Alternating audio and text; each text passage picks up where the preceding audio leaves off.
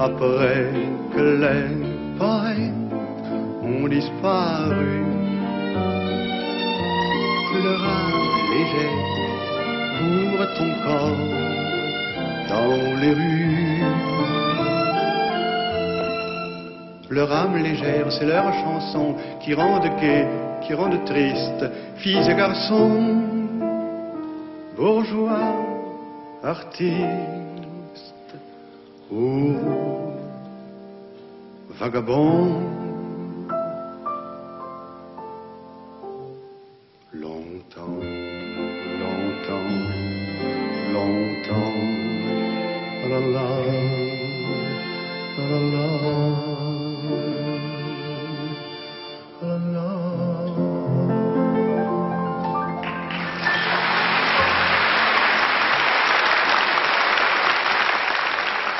Bonsoir et merci Monsieur Trenet d'être resté fidèle jusqu'au dernier souffle la nuit dernière, fidèle à des choses sans importance pour nous, un soir d'été, le vol d'une hirondelle, un rendez-vous.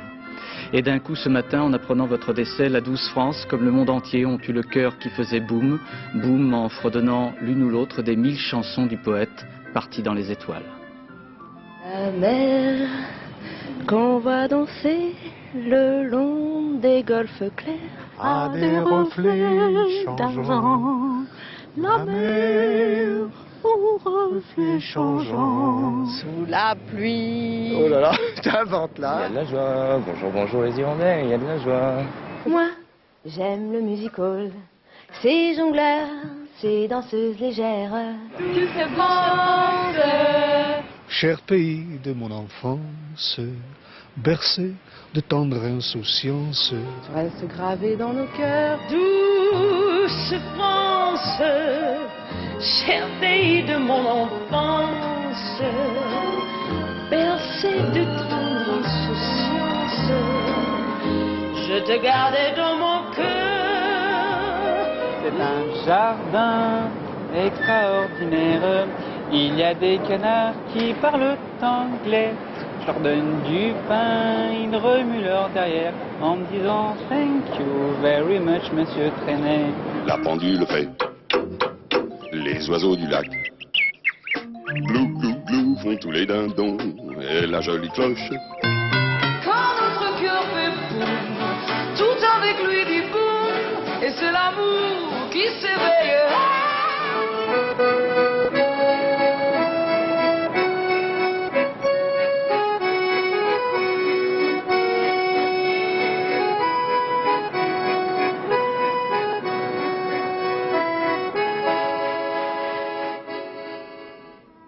Propose des chansons recueillies par nos correspondants permanents en province avec Bernie Mériot et Nicolas Le Marinier.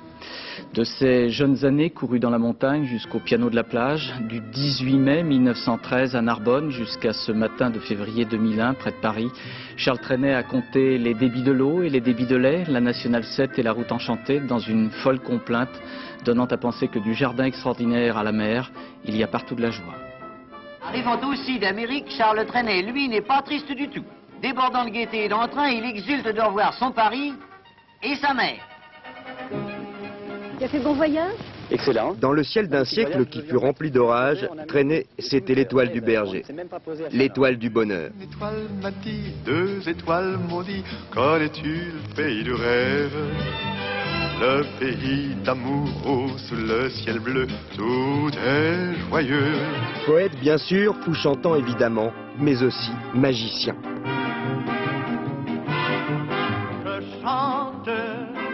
Je chante soir et matin. Dans son chapeau, il n'y avait pas de colombe, mais des centaines de chansons, des mélodies magiques qui avaient le pouvoir de transformer la réalité en conte de fées. Qu'est-ce qui est le plus important pour vous dans la vie? Que c'est difficile. Eh bien, il y a bien des choses importantes dans la vie, mais je crois que la chose la plus importante de ma vie, c'est d'essayer de rendre les gens heureux, de leur apporter de la joie. Il suffit pour ça d'imagination. Fils de notaire et néanmoins saltimbanque, Trenet s'étonnera toujours d'être né avec l'exactitude d'un chef de gare. À 14 h, Oui, c'est curieux d'être né à une heure exacte comme ça, mais il faut vous dire que en face de la maison, les trains passaient, et c'était pendant que le train de Paris passait que je naissais. Et toute mon enfance, dans le fond, tout comme Marius rêvait des îles lointaines en entendant les sirènes du Vieux-Port, eh bien moi je rêvais de Paris en entendant les sifflets des locomotives. Il n'attend pas longtemps puisqu'il monte à Paris en 1930. Il a 17 ans et dans ses bagages, une tonne de swing. Une tonne de swing, 2 doigts d'influence jazzy, une pincée de surréalisme. À la fin des années 30, les chanteurs de mélodies sucrées ont du souci à se faire. L'avenir, c'est lui. Mon cher, je suis sur le chemin de la fortune. C'est bien simple. Si ça continue, l'opéra ne sera plus assez grand pour moi. De toutes vos chansons, quelle est celle que vous préférez? Voyons, je crois que c'est « Il y a de la joie ». C'est « Je chante ». Ah ben j'en préfère beaucoup là. Un cœur d'artichaut. Non, je crois que finalement que c'est La Route enchantée, parce que c'est celle qui a le plus de lyrisme. Moi j'aime beaucoup le lyrisme dans les chansons. On sent que bientôt c'est la fête, la jolie fête du printemps. Cette chanson et une dizaine d'autres, dont Je chante, Boum et Fleur bleue, Trenet les a écrites en 1936. Le Front populaire est au pouvoir, lui aussi. Sur les plages, les ouvriers découvrent la mer et les premiers congés payés. Partout, il y a de la joie. Il y a de la joie. Bonjour, bonjour les... La mer, il la chantera, mais plus tard, en 1945. Ce sera un véritable raz-de-marée. 4000 enregistrements et plus de 80 millions de disques vendus. Il y a de la joie.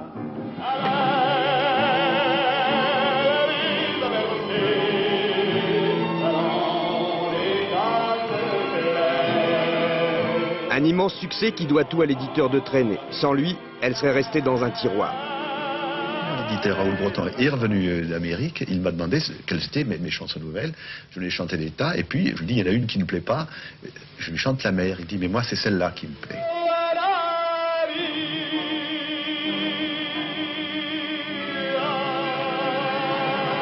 Côté scène ou côté coulisses, Trenet semble sans ambiguïté.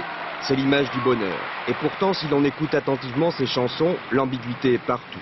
Le ton est joyeux, mais l'histoire est souvent triste. Je ne fuis pas systématiquement la mélancolie, mais je ne m'y abandonne jamais. Discipline ou coquetterie. Et pourtant, combien de fois me suis-je senti plus à l'aise dans une solitude mélancolique, une espèce de luxe personnel qui ne me coûtait que des pleurs. Je m'y reposais. Je lui trouvais du charme et de la discrétion. Et oui, le charme discret de la mélancolie. Je ne me doutais pas alors que cet état psychologique n'exprimait en moi aucune tristesse profonde, aucun cafard, mais une nuance, un bémol, bref, un coup de frein indispensable sur le chemin de la sérénité. Il serait vain de croire que la vie n'existe que par le sens qu'on lui donne. Ce serait nier d'avance tout ce qui nous attend. Et que nous n'avons pas le droit de traiter à la légère, sous prétexte d'être heureux. La vie, la mort, les squares, et les trains électriques, les larmes dans les gares guignols, et les coups de trique, les becs d'acétylène aux enfants assistés, et le sourire d'Hélène par un beau soir d'été. Je crois que j'ai une nature dans le fond assez mélancolique, mais au contact des gens, cette mélancolie disparaît, presque instantanément. C'est une espèce de réaction chimique. C'est assez curieux. Il pleut sur la basse-cour, il pleut sur les framboises, il pleut sur mon amour. Dans une certaine poésie, il y a toujours l'enfance, en tout cas dans la mienne. Ma poésie, enfin si poésie il y a, se rattache toujours à l'enfance. Du reste, il y a certains poètes, et même des plus grands, qui ont toujours été rattachés à l'enfance. Je me souviens que Cocteau disait toujours, il y a les poètes et les grandes personnes. C'était un joli mot. Un poète dans le ciel se prenait pour l'éternel, éternua, sur un nuage il éternua. Le monde fut renversé, la lune s'était cassée, on voyait... De Trenet, qui faisait des chansons comme Les pommiers font des pommes, Cocteau déclarait « C'est un feu de paille qui se transforme en feu de joie et qui dure. » Moi j'en mange le jeudi, le vendredi, le samedi, le lundi et tous les jours, et kiki. Un feu de joie qui fera dire à Brel, sans lui, nous serions tous des experts comptables. Envoyez la musique. En chantant fête, Les oliviers sont bleus, ma petite Lisette. L'amour joyeux est là. Pour fuir le réel et la mélancolie, l'alchimiste avait un secret, je vous le livre. Son âme était badigeonnée d'un enduit isolant. Mais ça, c'est pour lutter contre l'adversité. Parce qu'évidemment, l'adversité, elle s'adresse à tout le monde. Elle n'épargne pas. Seulement, j'ai essayé de faire front et de m'enduire de cet isolant. Alors, quand j'ai un coup dur, eh bien, j'ai assez d'énergie pour faire face. Je ne me laisse pas faire. Je n'ai pas reconnu ça. C'est pas plus vite. Vous n'en finissez plus de chanter, Charles Trenet? Oh si, si. Vous voyez, maintenant j'ai terminé, là. Je ne vais pas chanter toute la journée. Non, au contraire, mais de temps en temps, comme ça, c'est très bon pour la santé, le chant. Surtout quand on n'est pas prétentieux et qu'on ne se prend pas pour un grand chanteur. Moi, je n'ai pas une grande voix, mais enfin, j'ai eu une voix. Le tout, c'est de ne pas chanter faux. Enfin, enfin, on aime les poètes. Leurs printemps éternels méritaient cette fête. Pour leur dire merci de nous avoir prouvé qu'un songe est réussi quand il est bien rêvé. Les poètes heureux descendent dans la rue, clamant ou chantant humaine poésie. Une foule autour d'eux, joyeuse et accourue, célébrant leur amour, les choses de la vie. Aujourd'hui, l'homme est parti, mais il nous lègue l'essentiel, ses chansons, des centaines de chansons, son âme. Leurs chansons courent encore. Évocation de Jean-Jacques Dufour. Sans lui, nous serions tous des experts comptables, l'avait dit autrefois Jacques Brel. Charles Trenet avait chanté une dernière fois Salle Pleyel à Paris en 1999. Il s'est endormi la nuit dernière à l'hôpital Henri Mondor à Créteil. Gentiment, sans souffrance, a confié son secrétaire. Évoquant sa mort, Charles Trenet disait qu'il s'envolerait un jour. C'est ici, dans une chambre du 3e étage à l'hôpital Henri Mondor de Créteil, que Trenet s'est donc envolé la nuit dernière, victime d'une attaque cérébrale. Ce matin, son secrétaire particulier confirmait que le chanteur avait choisi de partir. Il ne supportait plus ni la souffrance, ni les médicaments. Puis voilà, il est parti gentiment, très bien, sans souffrance, sans tout ce qu'on dit. C'était une journée de grandes décisions et c'est M. Trenet qui a pris cette décision et ça m'évite à moi d'avoir pris cette décision pénible. Aucune visite officielle n'a été autorisée. Il n'y a pas eu non plus de manifestation populaire d'émotion dans cet hôpital où Trenet était hospitalisé depuis une semaine dans l'anonymat le plus complet. Même discrétion aux alentours de son appartement à Nogent-sur-Marne où seuls quelques voisins liés par de vieux souvenirs se rappellent le chanteur. J'étais prisonnier moi-même à Berlin. Il faisait la visite des camps de prisonniers.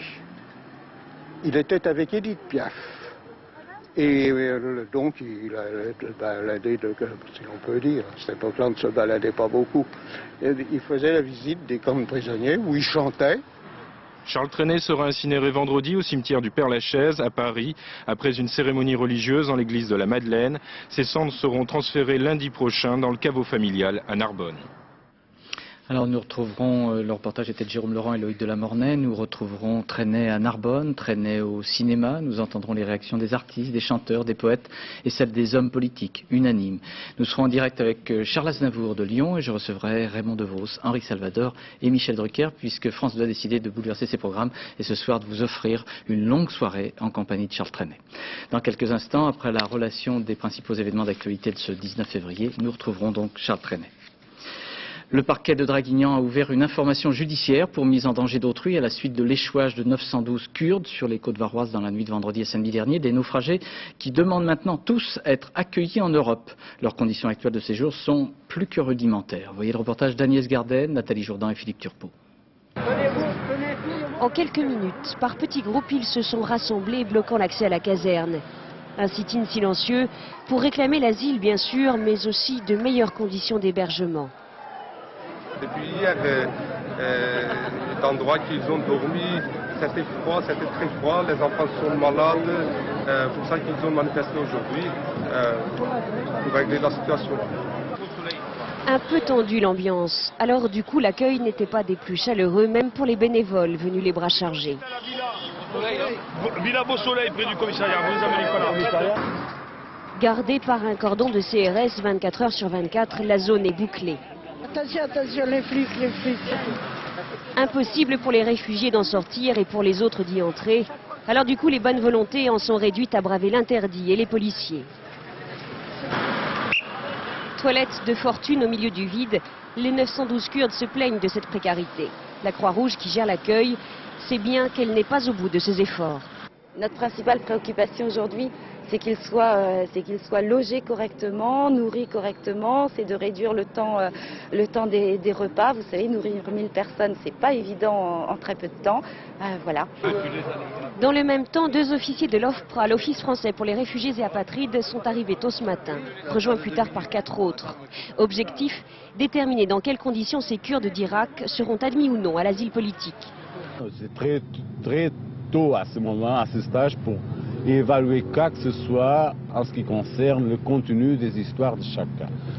Dans ce moment, ce qu'on fait, c'est un enregistrement de tout ce qui est donné particulier et privé des personnes. Ces 912 Kurdes s'apprêtent à passer leur 3e nuit en France sans que leur avenir ne se soit éclairci. Le ministre de l'Intérieur, Daniel Vaillant, a tranché hier soir. Il n'y aura pas d'admission massive à l'asile politique. Du coup, les autorités françaises vont devoir traiter toutes les demandes au cas par cas. Oui, c'est ce que Lionel Jospin a confirmé, sa volonté d'un examen au cas par cas de la situation de ces naufragés kurdes. Le Premier ministre ne veut pas donner des primes, dit-il, aux entreprises criminelles, d'autant que l'arrivée de nouveaux clandestins sur les côtes européennes se poursuit. 4 bateaux transportant près de 200 ressortissants africains ont atteint ce matin les côtes sud de l'Espagne. Là encore, ces hommes, ces femmes, ces enfants étaient épuisés. Pour la seule année 2000, environ 15 000 illégaux en provenance d'Afrique du Nord ont été arrêtés à leur entrée en Espagne. En Italie également, les clandestins venus du Kurdistan ou encore d'Albanie s'échouent quotidiennement et le plus souvent nuitamment sur les côtes de l'Adriatique, non loin de Bari, où se trouvaient aujourd'hui nos envoyés spéciaux Patrick Fandiot et Valérie Lucas. C'est une piste tortueuse le long d'un sous-bois sauvage. Au bout, les plages favorites des clandestins.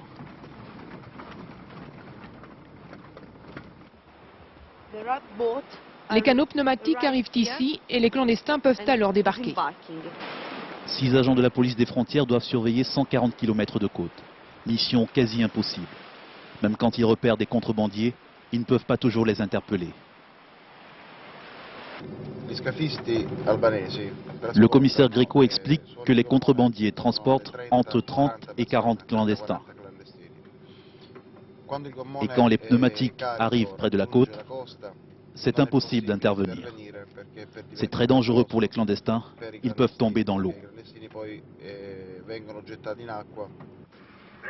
Au petit matin, il ne reste plus en général que quelques traces de ces intenses activités nocturnes. Le clandestin arrive sur la plage, vient dans ce lieu et se change de vêtements et immédiatement prend la voie dans les bois qui lui permet d'arriver sur la route principale. En 3 mois, le petit port d'Otranto est devenu la principale porte d'entrée des clandestins dans le sud-est italien, des Kurdes en grande majorité. Ils étaient 500, entassés dans ce bateau, interceptés par les policiers en octobre dernier. Les clandestins étaient dans une condition dramatique. Il y avait des enfants très petits qui ne mangeaient pas de 10 ou 15 jours de navigation. Accueillis dans ce centre, les réfugiés kurdes n'ont pas le droit de parler aux médias. Ils obtiennent quasi systématiquement l'asile politique. Une récompense après un périlleux voyage. Et de quoi alimenter aussi le trafic futur des clandestins. Changement de tactique pour Philippe Séguin. Il a décidé de reprendre la tête de liste RPR-UDF Démocratie Libérale dans le 18e arrondissement. Dans son camp, on se félicite. À gauche, on y voit une confirmation de son instabilité politique. Reportage Alix Bouillaguet. Philippe Séguin, Roxane Decorte, tout sourire, c'était le temps du bonheur, le temps également des déclarations fermes et définitives. Vous imaginez sérieusement que je vais lui retirer la tête de liste? La réponse, c'est non. Je suis heureux que ça, au moins, vous l'ayez compris. Alors... Un mois plus tard, le ton a changé, la stratégie aussi. Ce matin, à son QG de campagne, il faut aller à l'essentiel. Pas de questions, prévient Philippe Séguin, juste une déclaration. Ma position sur la liste du 18e arrondissement était un signe de désintéressement. Elle a été trop souvent caricaturée et présentée comme un signe de désintérêt. Prévenue hier, Roxane Decorte fait bonne figure. La toute nouvelle numéro 2 de la liste souhaite rassurer les électeurs. Sur les marchés, ils avaient un petit peu des doutes par rapport... on n'a pas l'impression qu'il veut gagner en se mettant en 4e position. Là, il le prouve. Notre chef est à la tête du bateau. En récupérant la tête de liste, le député des Vosges cède ainsi aux pressions de son entourage et aux mauvais sondages pour la droite. Un changement de cap dénoncé par ses adversaires. Quand on est inconstant, fragile et qu'on prend des grands airs pour dire des choses soi-disant définitives et qu'on change d'avis, on n'inspire pas confiance. Quel crédit peut-on accorder à un homme qui change comme ça, comme il avait changé pour la présidence du RPR, la tête de liste aux européennes, Épinard? Instabilité politique dénonce également le candidat vert Yves Contasso. Des adversaires, une fois n'est pas coutume, tous d'accord. Décidément, la stratégie de Philippe Séguin dans la campagne parisienne continue d'étonner. Enfin, la réaction de Bernard Kouchner après les déclarations du chef de l'État hier pendant sa visite au Salon de l'Agriculture. Jacques Chirac avait accusé l'Agence française de sécurité sanitaire des aliments d'incitation à la panique pour avoir recommandé d'allonger la liste des produits interdits à la consommation. Le président de la FNSEA, Luc Guyot, parlait également d'un renfort apporté à la psychose. Le ministre délégué à la Santé, Bernard Kouchner, s'est dit surpris par les violences du propos du président de la République. Il faut bien prendre en garde à ne pas confondre santé publique et campagne électorale et il nous faut faire un travail de pédagogie du risque, a dit M. Kouchner. Voilà pour l'actualité. Maintenant, c'est presque tout un siècle, nous allons revoir, tout un siècle d'événements parfois terribles que le poète Charles Trenet aura traversé depuis sa naissance au bord de la voie ferrée narbonnaise en 1913. À Narbonne, où l'urne contenant ses cendres sera déposée dans un caveau, là où repose la mère du poète. À Narbonne, on ne cachait pas son émotion aujourd'hui. Reportage Véronique Gaglione et Françoise Mazou. Alors, venez, il faudrait prendre la photo ici avec lui, parce qu'il est fatigué maintenant. C'était la dernière fois qu'il voyait sa ville. Trop affaibli pour descendre de voiture, mais enthousiaste encore, assez pour parler de ses souvenirs d'ici, de ces choses-là qui l'ont façonné. Toutes ces choses-là, sont dans ma tête, de mon souvenir. Narbonne est restée très importante. Vivante. C'est ça. D'ailleurs, je l'ai chanté. Narbonne, mon ami. Narbonne, sa source, sa ville, son enfance, lieu de souvenirs profonds mais jamais enfouis. Il revenait toujours ici sans se faire remarquer. Il était une part du patrimoine narbonnais. Quand il venait à Narbonne, il se promenait tranquillement, décontracté. Personne ne l'arrêtait. Il était chez lui, quoi. Eh bien, la ville, elle est morte. On sent qu'il y a quelqu'un qui est parti. De la fenêtre de sa chambre d'enfant, il observait les trains, leur bruit qui calme, leur bruit qui berce, l'odeur du charbon et de la vapeur portée par la tramontane. C'est tout cela dans le décor désuet de cette vieille maison de famille qui l'inspirait. C'est comme en fait un incessant aller-retour entre Trenet et cette maison tout au long de sa vie pour venir par moments y chercher, y trouver l'énergie pour repartir, pour trouver de nouvelles inspirations, de nouvelles images poétiques, de nouvelles chansons. Il a vécu ici jusqu'à l'âge de 7 ans avec son frère, jusqu'au départ de cette mère qu'il adorait. Il disait d'ailleurs qu'en revenant là, chaque fois, il retournait dans le ventre maternel. C'était son monde, à la fois réel et imaginaire. La ville entière. Un monde qu'il retrouvera bientôt pour ne plus le quitter. Charles Trenet sera enterré lundi prochain, à côté de sa mère, à 2 pas de chez lui. Et le bonheur chanté par Charles Trenet finalement aura touché toutes les âmes politiques, puisqu'aujourd'hui, du chef de l'État jusqu'au plus extrême opposant, on prenait le parti Trenet. Je ne sais pas très bien comment je dois vous appeler. L'usage. Oui, peut-être. Entre Charles Trenet et les hommes politiques, on aura connu assez peu de fausses notes. Aimé à droite comme à gauche, compagnon de route des uns pendant longtemps, puis se rapprochant finalement des autres à partir des années 80, les années Mitterrand, Charles Trenet a aujourd'hui droit à un hommage très écuménique. C'était un magicien des mots, un inventeur de rythme, l'un de ces poètes si rares qui donnent à une époque ses couleurs, ses airs, ses atmosphères. Des chansons, oui, des plus célèbres, comme La Mer ou Douce France, aux plus poétiques, comme Le Jardin extraordinaire ou Une noix. Des chansons qui ne font pas de politique, c'est à voir. Une chose est sûre, on les fredonne apparemment partout et chacun a sa préférée. France, cher pays de mon enfance. Oh, c'est la mer que je préfère, moi. Vous pouvez nous fredonner un petit peu? La mer qu'on voit bercer le long des golfes clairs. Je ne connais plus les paroles. C'est fabuleux. La mer, mais aussi National 7, c'est la route des vacances. La mer qu'on voit danser. Allez. Charles Trenet, c'est enfin le modèle qui inspire les ministres de la Culture d'aujourd'hui comme d'hier. Même le rap, d'une certaine manière, s'inscrit dans cet amour du texte qu'avait Charles Trenet. Les variétés avaient été longtemps considérées comme un genre mineur. Et Charles leur a donné des lettres de noblesse. De son vivant, Charles Trenet était célébré, honoré. Aujourd'hui, il accède au rang de monument devant lequel tout le monde s'incline. Voilà des propos rassemblés par Jeff Wittenberg. Dans la carrière du chanteur, il y eut aussi des incursions dans le monde du cinéma, une dizaine de films, dont La Route enchantée. Évocation Pascal Deschamps.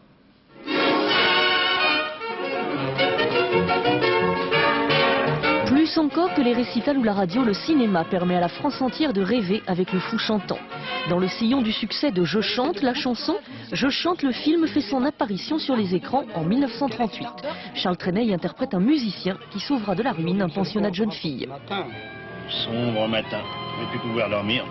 Les oiseaux de Paris me réveillent la nuit par leur chant et leurs cris. Ils font bien plus de bruit que les autos, les oiseaux. Mais tu fous? Mais tu sors-tu? De la lune. Alors mon oncle, comment trouvez-vous ma chanson? Je suis idiot, c'est stupide, alors descends de là. Même si Charles Trenet y côtoie les stars du grand écran de l'époque comme Carrette, l'acteur fétiche de Renoir, ce n'est ni pour le scénario ni pour les dialogues que le film restera dans les mémoires, mais pour ses chansons écrites par lui. Oui, ça alors pas comme chauffeur, hein. Oublions le solfège pour des rêves meilleurs. Les murs de ce collège sont les murs de mon cœur. Quand j'étais petit, je vous aimais sans rien vous dire. Je chante est le deuxième des 10 films tournés par Trenet, qui à son arrivée à Paris fut accessoiriste et régisseur au studio Pathé. Lorsqu'il y revient, il est devenu célèbre. Pierre Caron le dirige alors dans La Route enchantée, dont Charles Trenet a écrit lui-même le scénario. Le nez du pharmacien, enfant des grands chemins, le fils de la poussière, qui sonne de ferme en château. Tatatsan, tatatsan, tatatsan. Tatatsan. Comment c'est toi? Oui. Alors pourquoi tu n'as pas frappé? Alors tu t'imagines comme ça qu'on peut venir déranger ton frère dans le grenier pendant qu'il travaille? Les films de Charles Trenet exploitent le succès du chanteur. Ils s'en dégagent la même poésie, cette volonté de combattre la morosité ou les coups durs à force d'enthousiasme, de volonté et parfois de naïveté.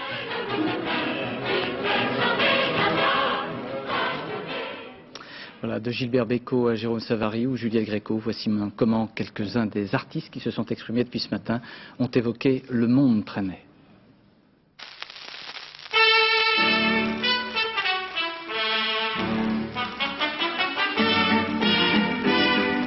La pendule fait tic-tac, tic-tic.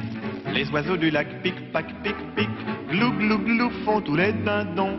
Et la jolie cloche ding-ding-dong. Mais boum, quand notre cœur fait boum, tout avec lui dit boum. Et c'est l'amour qui s'éveille.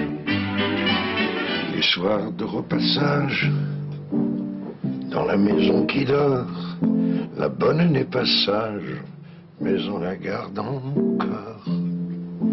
On l'a surprise l'autre soir, derrière la porte de bois, avec une passoire, se donnant de la joie.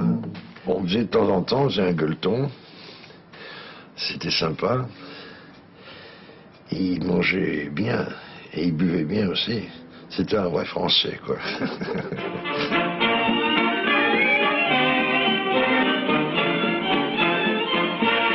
On peut traduire la vie de Trenet par une seule chanson, c'est « Il y a de la joie ». Pour moi, c'est avant tout le poète de l'amour. Je dis toujours que les artistes vieillissent ou commencent à mourir quand ils se penchent sur leur passé.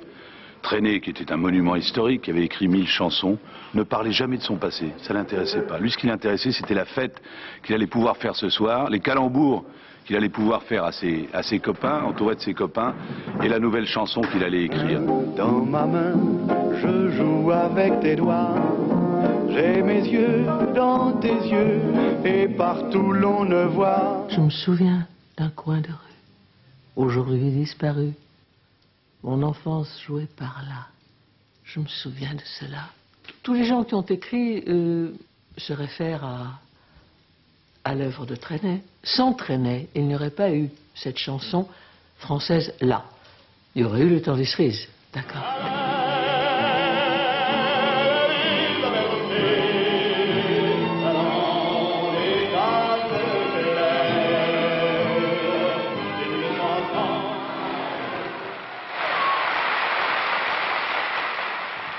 Témoignage rassemblé par Béatrice Blondeau. Charles Aznavour, bonsoir. Merci infiniment de nous accorder quelques minutes avant votre concert à la Halte des Garniers à Lyon. Une précision. Est-il vrai que Charles Trenet, vous avez en quelque sorte donné l'idée d'être un chanteur? Non, non, ça n'est pas vrai. Mais il m'a donné l'idée d'être un auteur, en tout cas, ce qui est beaucoup plus important.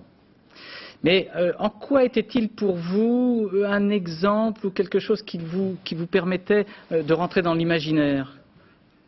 Je n'aimais pas beaucoup les chansons avant Trenet. Je préférais des œuvres semi-classiques. Mais lorsque j'ai entendu les premières chansons de Trenet, j'ai pensé qu'il y avait une autre manière de s'exprimer. Bien avant que j'ai eu envie d'écrire, j'ai été subjugué par le travail de Trenet, par l'écriture de Trenet. Et en plus de la poésie qu'il dégageait dans toutes ses chansons, une grande poésie, en plus pas une petite poésie, une chansonnette, il écrivait de très très belles mélodies. Alors je sais que vous voyez régulièrement, il était venu voir votre spectacle. Oui. De quoi parliez-vous ensemble? Vous parliez chansons ou de toute autre chose? On parlait de tout. Trenet était un homme curieux de nature, il aimait savoir à peu près toutes choses, surtout en matière artistique. On pouvait parler peinture, sculpture, et puis des plaisanteries. Il adorait plaisanter, il maniait merveilleusement la langue française, comme vous le savez, et il faisait toujours des calembours. Mais quand je dis des calembours, on devrait inventer un mot nouveau pour Trenet. Ça n'était plus le simple calembour, parce que c'était toujours de grande qualité. On sait bien que le calembour, il n'est pas toujours de qualité, mais là, c'était toujours de très grande qualité. Et il ne se répétait jamais. Alors, Charles Aznavour, vous avez racheté les éditions Roule-Breton, les éditeurs de Trenet. Pourquoi? C'était pour sauver Trenet, pour le garder dans le patrimoine? Nous étions avec Gérard Davoust, nous l'avons acheté ensemble, et nous avons toujours aimé l'œuvre de Trenet, et lui bien sûr, et on pensait que si cette œuvre partait dans un ordinateur étranger, ça disparaîtrait un petit peu. Ça ne peut pas disparaître définitivement parce que ça fait partie de notre patrimoine. Tout le monde connaît les chansons de Trenet. Mais enfin, quand même, on se serait moins bien occupé que nous en occupons. Comment expliquez-vous ce soir l'unanimité, l'unanimisme, j'allais dire, de l'émotion en France et un petit peu au-delà? Écoutez, on n'a qu'à réécouter les chansons de Trenet, on comprend tout de suite. Il a apporté de l'optimisme, de l'espoir, de la beauté, tout ce qu'il fallait dans la chanson, donc dans la vie des gens et dans les moments souvent difficiles. Merci beaucoup Charles Aznavour, je sais que c'était pas évident juste avant un concert où vous êtes à Lyon ce soir. Merci, et puis je sais qu'on vous retrouvera dans l'émission présentée par Michel Drucker dans quelques minutes, émission spéciale pour toute la soirée. Merci beaucoup. Jean Ferrat confiait ce matin qu'il avait été élevé au Trenet, comme d'autres ont été élevés au lait de vache ou au lait de leur maman. Un autre poète disparu, Georges Brassens, chantait en compagnie de Trenet, c'était en 1966, Petit oiseau. Petit oiseau dans la campagne, petit oiseau n'est pas bien. Petit oiseau sur la montagne s'en va, ne sait quand il reviendra. Petit oiseau dans la nature, ivre d'amour et d'air pur, chante gaiement pourvu que ça dure, ça va. Petit oiseau reviendra.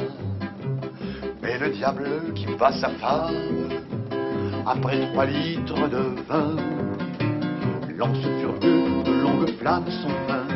Petit oiseau pleure en vain. La la la la la la la la la la la la la la. la la, la la la la la la la. Voilà. Raymond Devos, vous regardiez cet extrait avec Georges Brassens. Quelle rencontre!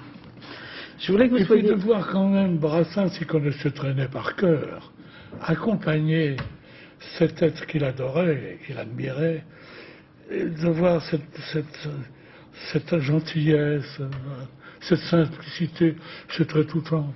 Je voulais que vous soyez avec nous ce soir parce que, dites-moi si je me trompe, j'ai l'impression que votre univers des mots, de la dérision, du rire, c'était un univers que vous partagiez avec Charles Trenet. Oui, mais c'est pas du tout la même démarche. Pour déclencher le rire, c'est un mécanisme, le rire. Donc c'est très élaboré. Il faut y penser beaucoup. Et puis il ne faut pas passer à côté. Tandis que la chanson, c'est une espèce de jaillissement. Ce qui est merveilleux chez Trenet, c'est qu'on dit c'est un magicien des mots, c'est un musicien exceptionnel. Mais c'est surtout, à mon sens, un danseur. Parce que sa musique danse, et ses mots dansent. Et je crois que chez un artiste, il y a toujours ça. Dans n'importe quel artiste, il y a derrière un danseur. C'est peut-être ça la poésie.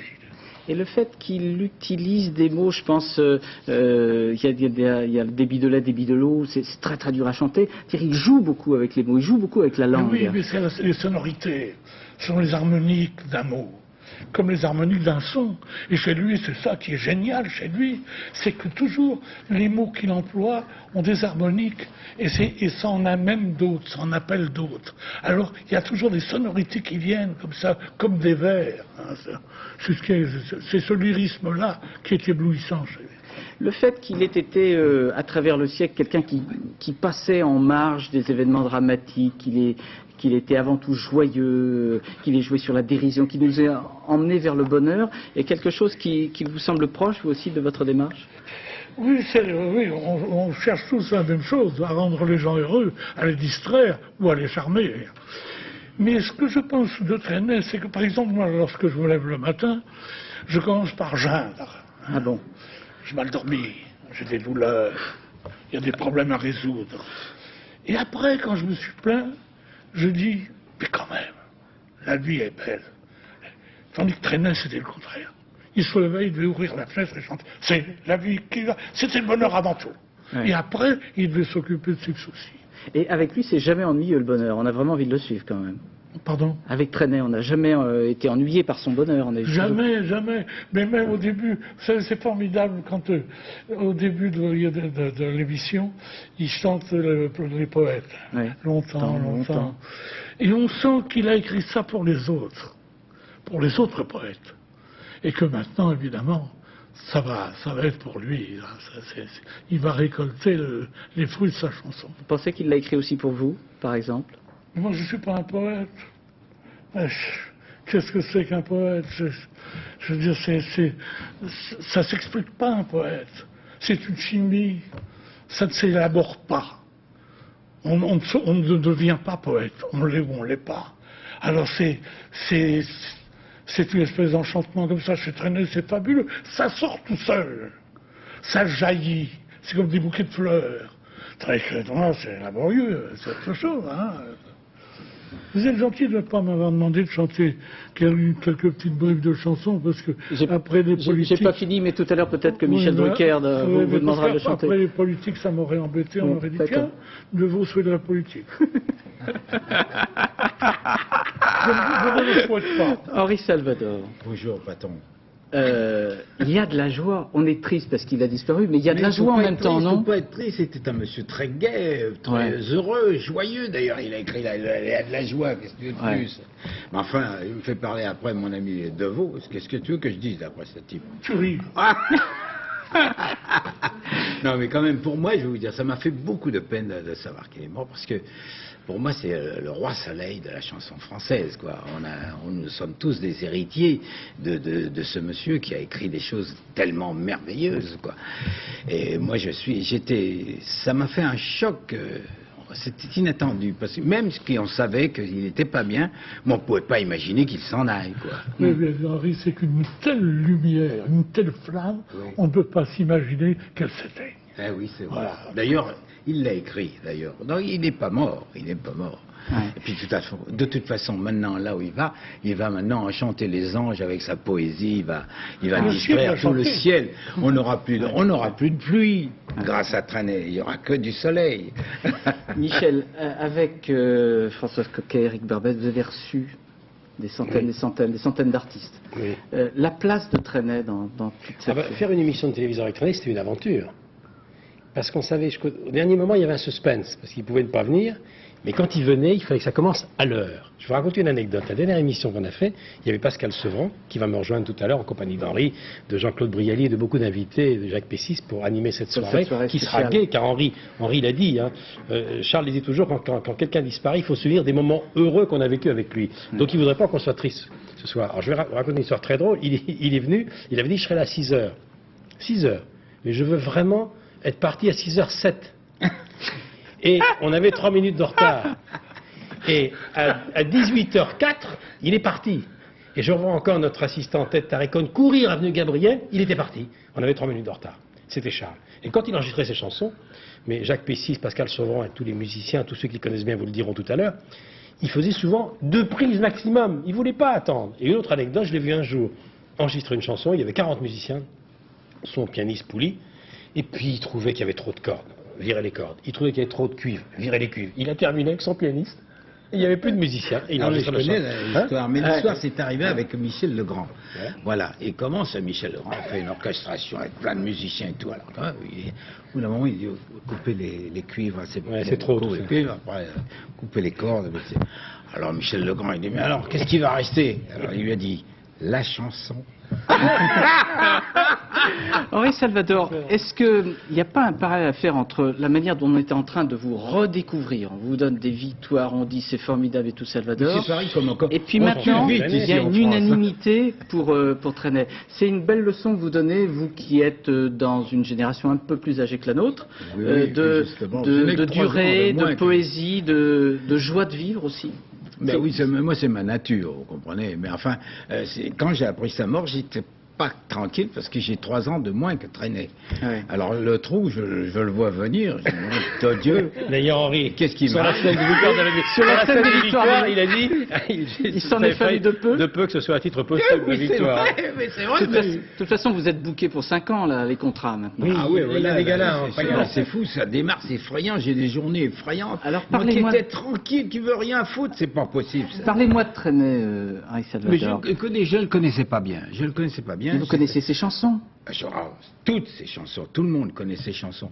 Mais ce qu'il y a avec ce type, c'est que il avait le respect de tout le monde, dans le métier je parle, parce qu'il était en haut, là-haut. C'était un monsieur qui parlait un tellement joli français, il n'a pas fait une concession, lui. Il n'a pas fait comme moi. Moi, j'ai cherché à gagner de l'argent en faisant des chansons money music, comme on dit. Tandis que lui, non, il a écrit ses chansons avec son Quelle est la chanson? L'importance du swing et du jazz dans la vie de Trenet. J'adorais le jazz. Oui, moi, j'ai chanté. Quelle est la chanson de Trenet que vous fredonnez ou que vous fredonniez de temps en temps? Il y en a tellement. Enfin, moi, j'aime bien Que reste-t-il de nos amours. J'aime bien, comment ça s'appelle? D'ailleurs, j'ai chanté Boom, une chanson d'entrée, quand j'étais passé au music hall, mais enfin c'est un monsieur qu'on ne peut pas éviter, quoi. Je vous remercie d'être venu. On va passer 2h30 avec lui parce que vous allez passer 2h30, donc dans quelques instants on va passer la parole à Michel sur le plateau. Merci beaucoup d'être venu. Je vais vous signaler un certain nombre de livres, parce qu'évidemment il y a plein de livres qui sont sortis, Trenet illustré, ça c'est chez Albin Michel, il y a combien de temps? Neddy Librio. Ah ben il y en a des récentes qui sont sorties il y a 1 an, même pas. Charles Trenet, ça c'est le dernier de Noël Baleine. Je peux vous les donner si vous voulez, comme ça. Et puis là il y a beaucoup de choses. Et puis le dessinateur Cabu, celui du Canard enchaîné de Charlie Hebdo, qui était un passionné, un amoureux de Trenet. Il nous a offert ce dessin de la route enchantée pour rendre hommage à sa façon à Trenet. Vous allez voir le dessin que Jean-Pierre Leroux va nous montrer. Voilà, dans quelques instants, là, vous verrez la météo, le dernier journal vers minuit 35, juste après l'émission de Rachid Arab consacrée à Paris, au débat politique. Et puis à demain, vous retrouverez à 13h Gérard Rolls. Et dans quelques minutes, Michel Drucker pour une spéciale Charles Trenet. Avec beaucoup d'invités. Merci beaucoup. Et puis on va terminer avec la chanson que vous aimez bien. Que reste-t-il de nos amours? À demain soir. Que reste-t-il de nos amours. Que reste-t-il de ces beaux jours? Une photo, vieille photo de ma jeunesse. Que reste-t-il des pays doux, des mois d'avril, des rendez-vous? Un souvenir qui me poursuit sans cesse. Bonheur fané, cheveux au vent, baisers volés, rêves mouvants